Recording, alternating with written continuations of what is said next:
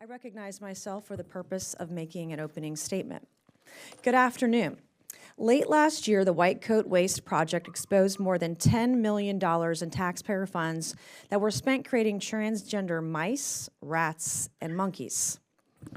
These DEI grants funded painful and deadly transgender experiments that forced lab animals to undergo invasive surgeries and hormone therapies at universities across the country. For example, the Biden-Harris administration spent $2.5 million taxpayer dollars, $2.5 million taxpayer dollars to study the fertility of transgender mice.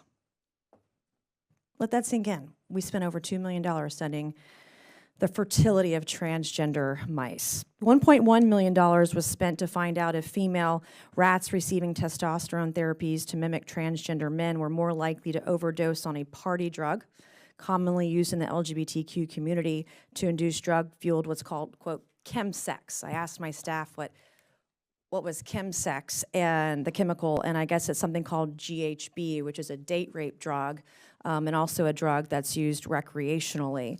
So we spent over $1 million to find out if female rats receiving testosterone therapy were more likely to overdose on a date rape drug.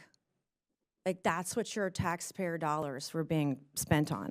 Federal funds were also used to forcibly transition male monkeys to see if hormone therapy made them more susceptible to HIV.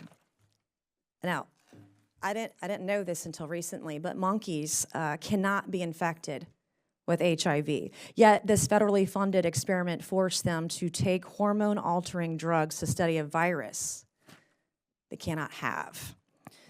The Biden-Harris administration was so eager to propagate their radical gender ideology across all facets of American society that they were surgically mutating animal genitals. Like, taxpayer money went to that. So my question is, were they castrating mice, castrating monkeys? Were they getting double mastectomies? The language that they used in many of these experiments were, quote, gender-affirming care, which I learned about 3 years ago what that meant. I thought that was maybe just some hormones or something something like that, but apparently gender-affirming care is actually surgical mutilation of genitals, and apparently it's not just humans they're doing it to. We were doing it with taxpayer dollars to animals.